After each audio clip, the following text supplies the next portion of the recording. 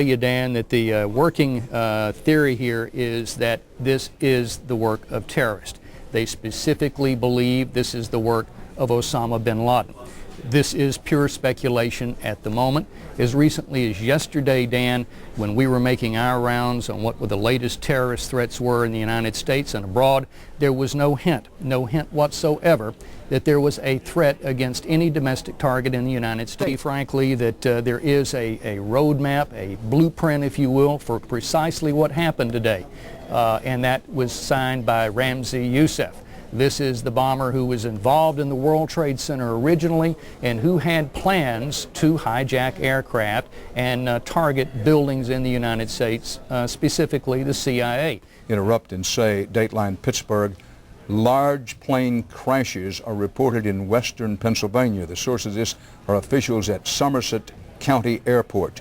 No further details are available. We've had these large plane crashes reported now in western Pennsylvania, car bomb going on.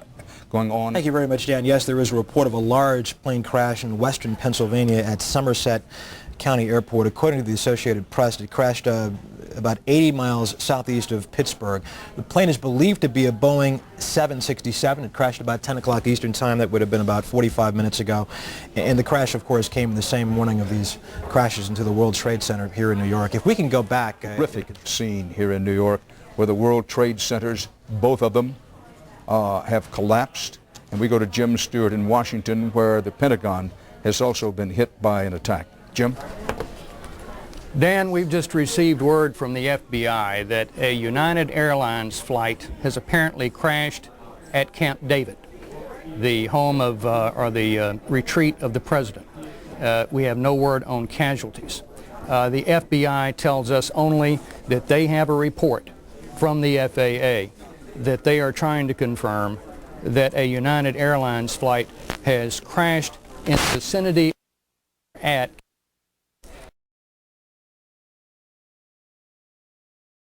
Jim from Washington. Dan. Jim, about this report that a United Airlines plane has crashed into Camp David, Maryland, the presidential retreat just outside of Washington. Repeat the source on that for our listeners and viewers, please.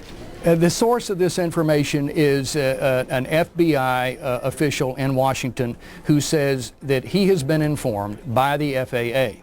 Has not confirmed it himself, but has been informed by the FAA that a United Airlines flight, he says it's United Airlines Flight 93, has crashed into the vicinity of or at Camp David. Dan, I will tell you one other thing, too, that the FBI and terrorist experts here have immediately noted, and that is today, September the 11th, is the anniversary of the Camp David Accords. Signed at that historic location after weeks of negotiations between the Arabs and the Israelis, and of course has been a thorn in the side of both parties now for some years, and a source of great consternation. You can't help but notice, according to the FBI, the coincidence of the date, and now, if this is true, the coincidence of the target. Dan. Jim Come Stewart. into focus now. First, an update on the attack on the Camp David vicinity. Secret Service personnel tell CBS producer Bill Owens that there was no damage on Camp David itself. Apparently, the crash occurred near there. The presumption is that Camp David was the target. Now, we are given some information now by federal law enforcement authorities about the sequence of the hijackings today that have led to these incidents. But we are told that there were 4 hijackings. The detail that we've been given thus far on those hijackings is American Flight 11, which is described as a 757 from Boston to the West Coast, United Flight 175 out of Dulles International Airport outside of Washington, D.C., American Flight 77 from Dulles to Los Angeles, and United Flight 93, which apparently was from Newark en route to San Francisco. Now, the only firm information that the FBI has shared so far is that the United Flight 93, is apparently the aircraft that went down in the vicinity of Camp David. Too early to say who is responsible for this. That hopefully will sort itself out in the time to come. I will tell you, though, it is openly being speculated on in the United States security apparatus that Osama bin Laden is the only person who had the apparatus, the money, and the desire to pull off what he did. They are also pointing, Dan, as we said earlier, at the coincidence here of this date. And dates are extremely important in the terrorist world. Sometimes they escape the notice of the American intelligence. Obviously, this one did. We've been caught flat-footed, in the words of one senior official. But September the 11th, 1978 was the signing of the Camp David Accords, which has long been a matter of dispute and notation in the Islamic world. There is also a recognition among federal law enforcement officials that the attack on the World Trade Center is something that had to be expected, in the sense that it is the only target that Osama bin Laden and his organization have said would be a primary target in the United States. It's the symbol of this nation, and it was, of course, in 1993 that it was attacked, Dan. Late word on what's happening in and around Philadelphia, Pittsburgh, and in Pennsylvania. That's right, Dan. Earlier this morning we told you about a plane crash near Pittsburgh, just north of the Somerset County Airport. Another plane that was hijacked today was United Flight 93, which was traveling from Newark, New Jersey to San Francisco.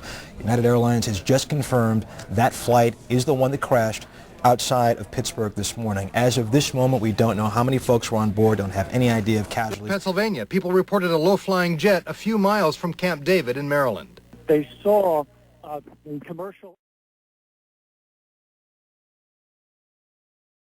And perhaps ironically, the location where the Camp David Middle East Peace Accord was signed. There is no doubt that terror has come to our shores.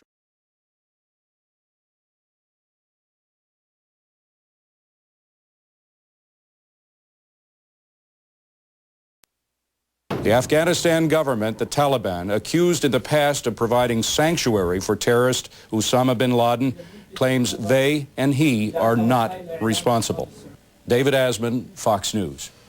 Headed for Los Angeles, that he was able to keep the key open from the cockpit and that they could hear the hijackers asking him for cooperation and telling him if he cooperated he would not be hurt. Ironic in what they were saying, but that those reports were that he had been able to keep the key open and that they were speaking in very good and understandable English. Someone said in clear English, "Don't do anything stupid." Then the transmitter went dead. I'm John These Fowler. haunting images from Jerusalem. Palestinians smiling, cheering, celebrating in the streets, rejoicing in the deaths of thousands. Hawkins is in Tel Aviv. There's no shortage of people in the Middle East who, for various reasons, hate the United States. Much of the Arab world condemns the U.S. for its support of Israel, and there were some scattered celebrations when news of the carnage reached this part of the world. But while some Palestinian militants said America had it coming, all denied having anything to do with the attacks. Palestinian Authority President Yasser Arafat seemed as astonished as anyone else. We are completely shocked. Completely shocked. Unbelievable. Some Israeli terrorism experts say Palestinian groups don't have the ability to carry out attacks of such magnitude and complexity. Then, of course, there's Iraq, which has its own scores to settle with the United States. But for radical Islamic fundamentalists like Osama bin Laden, who's declared a religious war against America and has carried out successful attacks in the past, the hatred of the United States runs deeper than politics. Most Islamic